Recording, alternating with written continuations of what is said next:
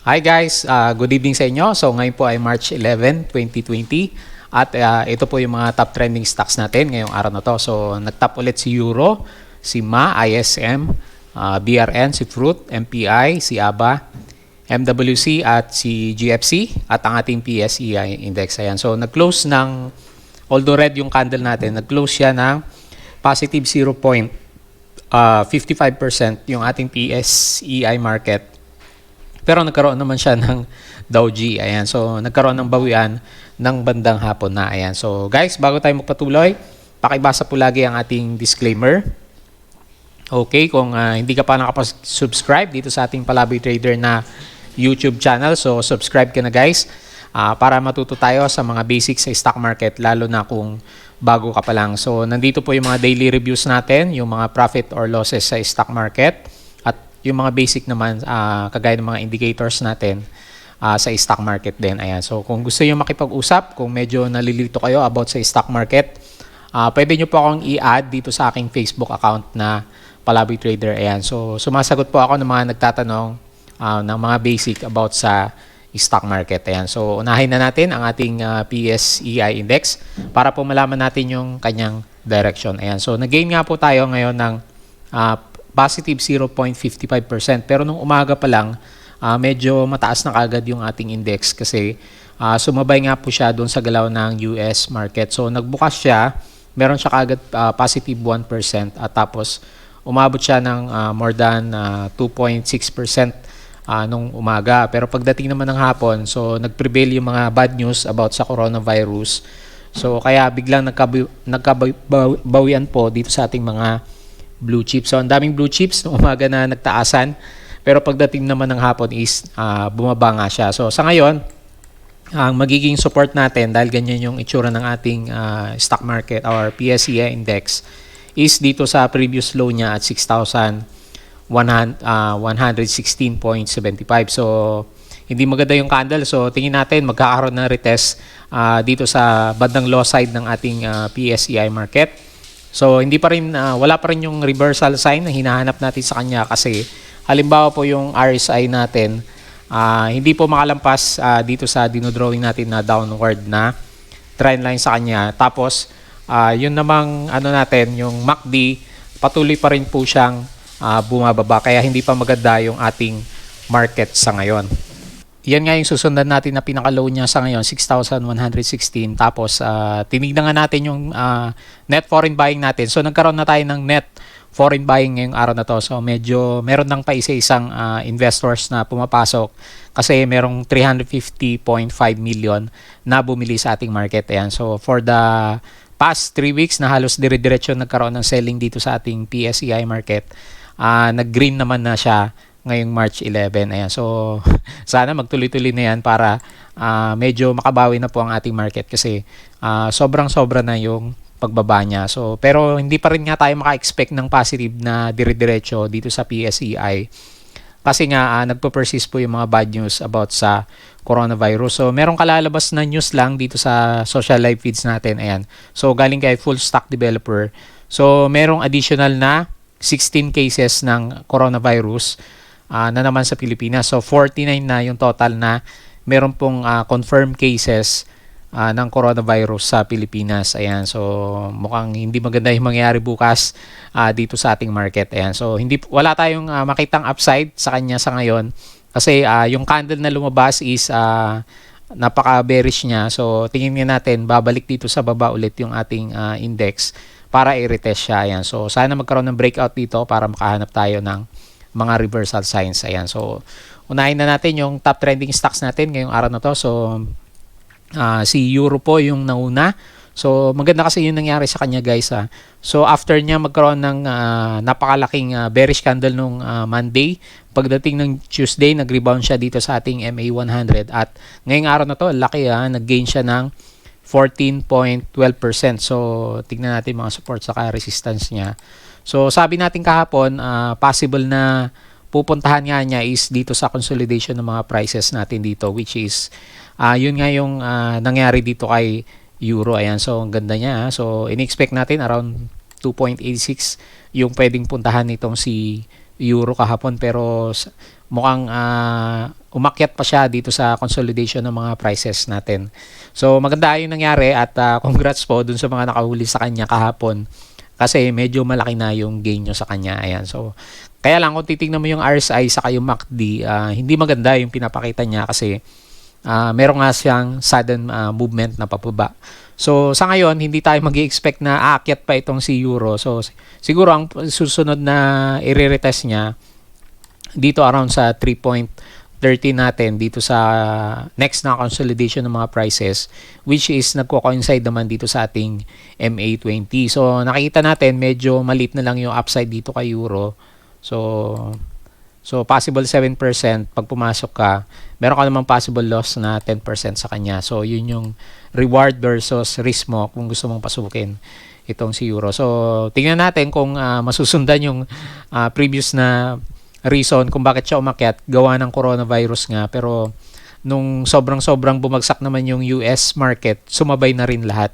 So maraming naglabasan dito at dahil medyo takot yung iba, tingin natin hanggang sa 3.13 lang yung pwedeng puntahan nitong si euro natin. Ayan. So next pa natin si MA. So marami ding kumita dito kay MA kasi nag-gain siya ngayon ng 10.34%. So naging bullish nga itong si MA. At nandito siya currently yung price niya dito sa previous gap area natin. Ayan. So trinay niya i-break yung kanyang MA9 pero hindi na niya kinaya. So nonetheless, malaki pa rin yan kung nakapasok ka kahapon sa kanya kasi 10% na yan. Ayan. So bihira ka maka-gain ng ganyan, lalo na ngayon ganito yung market natin. So tingin natin kung halimbawa ipupush pa rin ng mga traders itong si MA kasi may volume naman siya. So tingnan natin ang possible na next yung puntahan is dito sa area naman na to at 2.51. So kung papasok ka bukas, tingnan natin, meron kang risk na 9%, may possible gain ka sa kanya na 12 or around 11.7% dito kay MA. So medyo malaki talaga yung risk pag pumupunta ka dito sa mga volatile stocks natin. So tingnan natin bukas kung sakali namang hindi mag-persist dito sa above ng channel na dinodrawing natin sa kanya, dito naman siya sa baba magkakaroon na retest. So magre-retest siya dito sa may gap area natin at 2.03. Ayan. So yan po yung mga critical areas na titignan mo pag pumasok ka dito kay MA. So hindi tayo ganun ka-optimistic na babalik siya ulit dito sa pinakataas natin kasi yun nga, marami tayong bad news sa markets natin sa ngayon. Ayan. So next po natin si ISM. Tingnan natin kung anong nangyari sa kanya. So nagkaroon siya ng indecision candle pero nonetheless nag-gain po siya ng 2.16%. So wala pa rin yung volume na inaantay natin dito kay ISM para sana nga tuloy-tuloy na umakyat yung kanyang price. So sabi natin nung nakaraan ang control natin dito kay ISM so siguro dito sa bandang taas is nasa around 1.5. So yan yung malakas na resistance niya. At sabi nga natin actually yung dito sa pinakababa natin yung sinasabi natin na madalas pag-usapan is nasa 1 peso po yung gustong puntahan ng iba, pero dahil meron siyang konting upside, ang magiging resistance area mo naman is yung previous low niya dito sa 1.3. Ayan, so yan po yung trading channel ni ISM. Tignan natin yung kanyang reward sa risk. So meron kang possible reward na 6.4% pag pinasok mo siya bukas. Kung gusto mo na mag-cut loss sa baba ng ating candle ngayon, meron kang possible risk na around 4% naman sa kanya. Ayan. So, hindi maganda kasi malit lang po yung pwedeng maging trading channel nitong si ISM lalo na wala pa naman siyang catalyst, guys. So, unti-unti umakyat yung ating RSI. So, meron siyang malit na trend na pinupuntahan. Tapos, yung MACD is nakabukas siya. Pero, yung price naman, saka volume, hindi sumasang-ayon sa kanya. So, yung pinakamalaga kasi minsan dito yung volume natin kasi siya po yung magtutulak ng mga prices natin. So, walang gustong bumili. So, hindi masyadong tataas yung price niya. Kaya, parang umuusad lang ng pakonti-konti yung mga indicators natin sa kanya. Ayan. So, sa ngayon, tingin natin, medyo hindi magandang pasukin si ISM kasi maliit po yung reward sa risk ratio natin sa kanya. Ayan. So, next po natin si BRN. So, ayun. So, ito yung sinasabi natin nagkaroon ng buhusan dito kay BRN. So, okay siya nung umaga. So, ito yung sinabi natin na possible na pwedeng puntahan ni BRN kahapon eh. So, at around 0.8 kung bullish nga siya.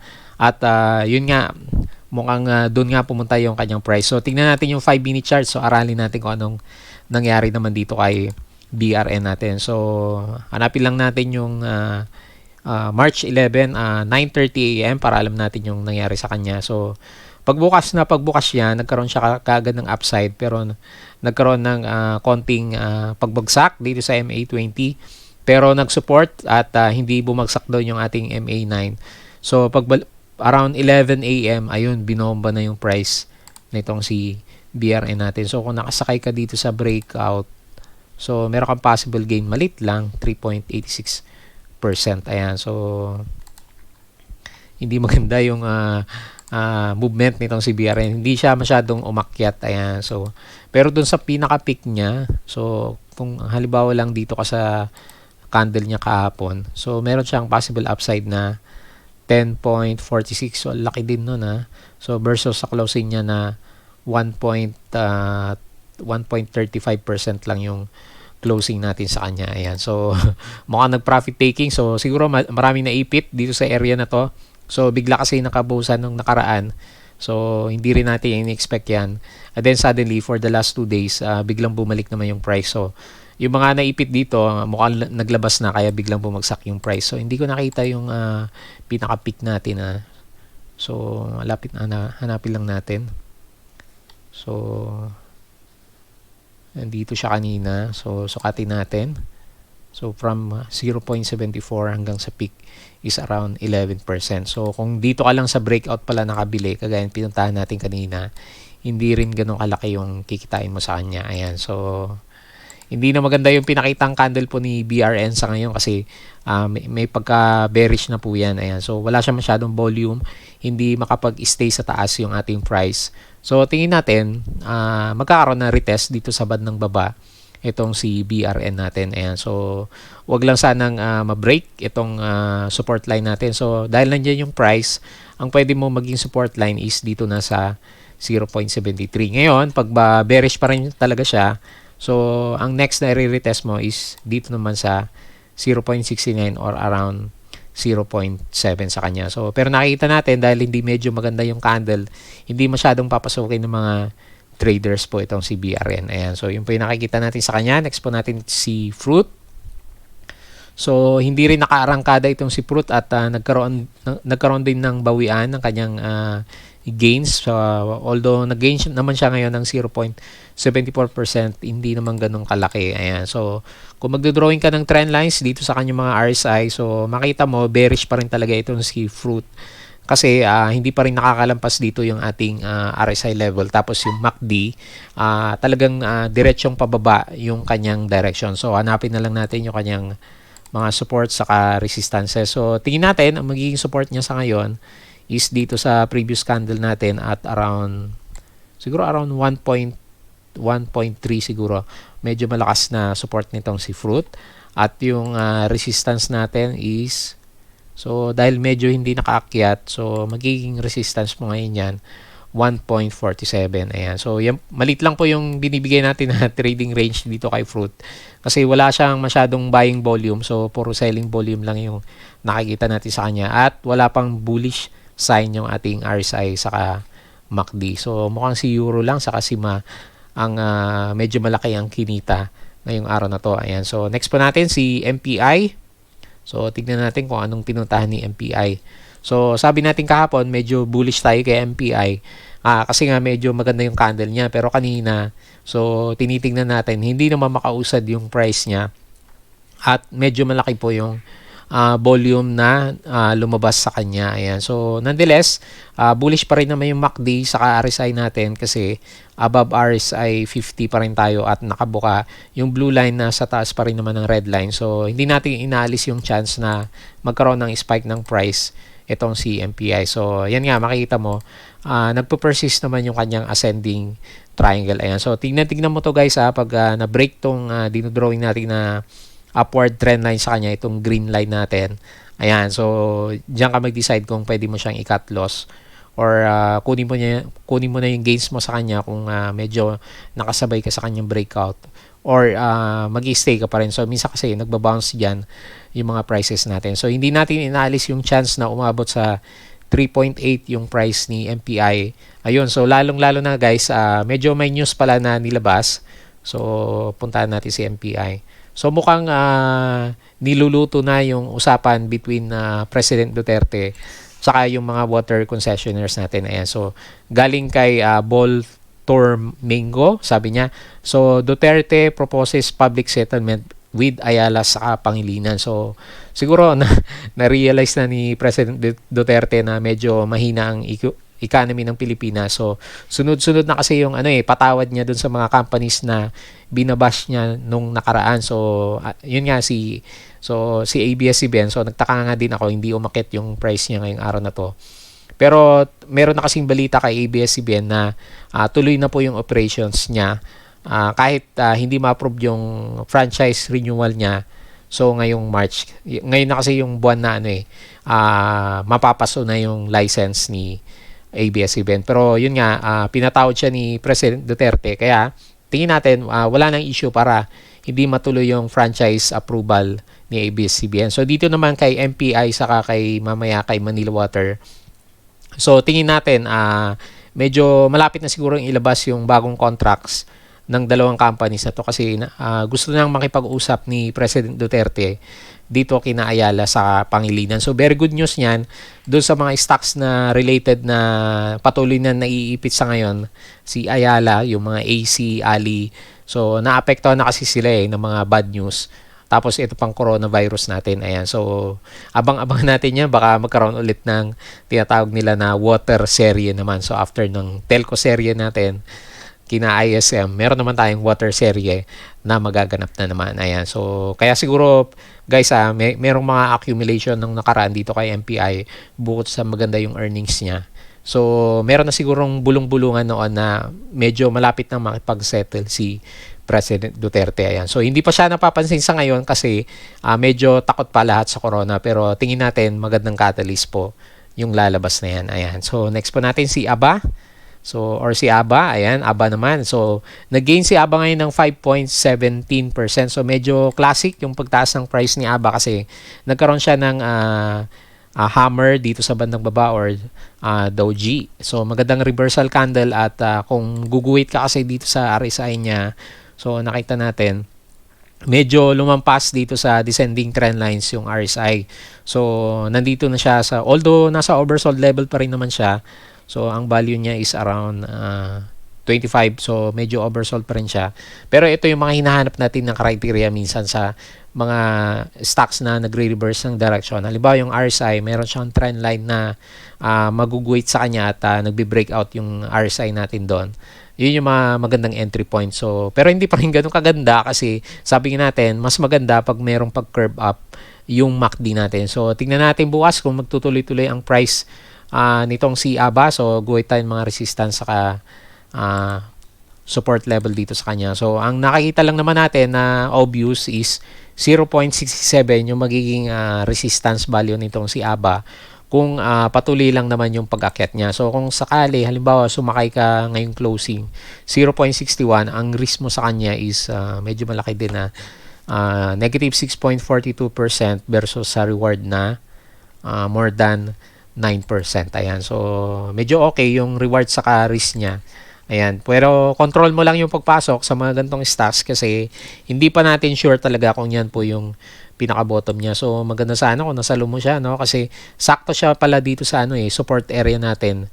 So, kung saan previous nag-consolidate yung mga prices at 0.54. Kung nasalo mo lang naman, so, siguro kung magaling na talaga, so, medyo malaki na yung upside niya. Nasa 13%. So, malapit na rin siguro magkaroon ng profit taking dito kay ABA pag dumating na siya dito sa 0.67 level. So, nonetheless, congrats dun sa mga kumita sa kanya ng 5.17%. Ayan. So, silipin din natin si MWC.